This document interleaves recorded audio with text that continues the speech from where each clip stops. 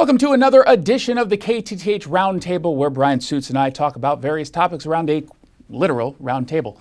You get to go first today.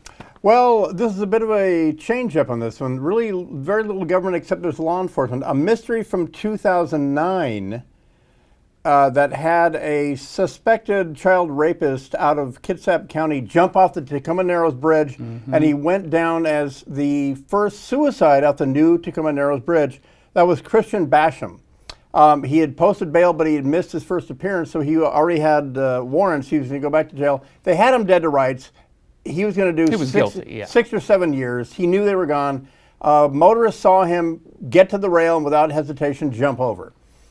And so case closed, kind of. The warrants were still out there, but they never found his body. Gig Harbor, Tacoma Fire, State Patrol, they never found his body until last week because Christian Basham hadn't died. Christian Basham was Mark Clemens, your maintenance guy in Los Angeles, where he was found dead last week. Still no cause of death.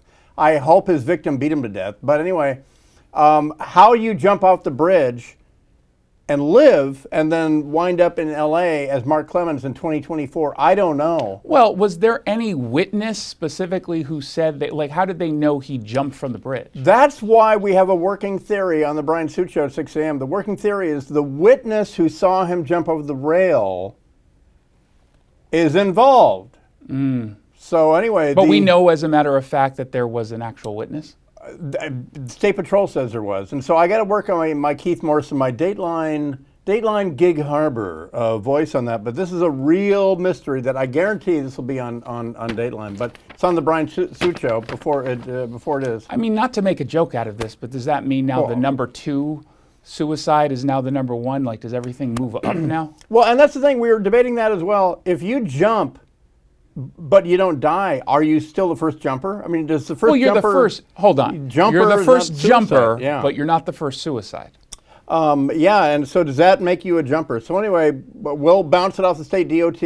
We'll bounce it off the administrator of the new Narrows Bridge. Yeah. But it's a hell of a way to avoid paying a toll, I'll tell you that.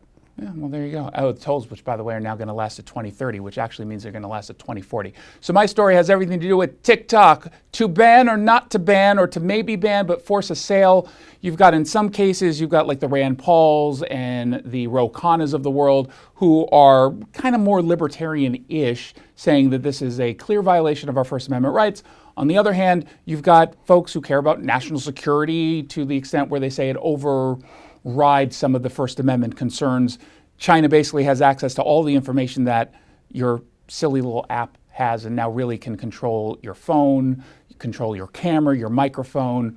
We don't know where this legislation is going to go, what it's going to look like by Monday, but what do you think? I'm in the camp of let's go ahead and force the sale. I know that we're at war with China, and we would no more allow this app here as they would allow a similar app in China, and we wouldn't have allowed the Nazi Party daily paper Der Stürmer to be sold at a New York newsstand in 1944. Well, there is Stormfront. It's an enemy message. There is Stormfront. But I mean, we're not at war with those idiots, you know. But I mean, it's Rand Paul and those guys are fooling themselves that ByteDance may be a private company, but there's really no such thing as a private, uninfluenced company in China. You're not in business unless the Chinese Communist Party is benefiting somehow. Just ask Jack Ma. Yeah, look, you're right, and that's why I side on this story with you. However, I'm not going to pretend that there are not any legitimate First Amendment concerns here, because I think, especially you and I, we make a living talking for work, right? I mean, this is what we do. We speak, and we wouldn't want to get censored by the government either. And, you know, TikTok is very clearly a content-driven platform that allows people to speak their mind, express themselves. And we should always have discomfort when we're talking about the government getting involved in censoring speech, even if it's on a platform like TikTok.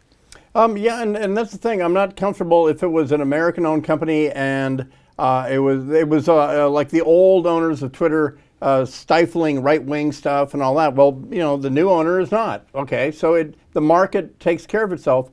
And Jack Ma found out, the founder of Alibaba, that he's in the wrong country If he's becoming a multi-billionaire and he's criticizing China in Switzerland, when he gets home, he'll disappear for 5 months, which he did. And he lost an awful lot of weight while he was gone. Yeah, and so, I mean, Rand Paul maybe should spend a month or two in that hell club and then tell me all about how ByteDance is not a threat and that it's not owned by the Chinese government. You don't have to be owned by the Chinese government. You don't have to be owned by the Corleone family, but when they come to your grocery store and say, you know, where's my payment? Be a shame if anything happened. You're owned by them. You know, if you're paying protection money, you're owned. So Well, I don't mind seeing them go. I don't mind seeing them go, particularly because the video that we're on right now, not distributed on TikTok. But Biden is still doing a TikTok feed. Yeah, well. And they can't answer that. No, they can't answer that. They're We're desperate stupid. for young Yeah. voters. We'll see you next time on the KTTH Roundtable.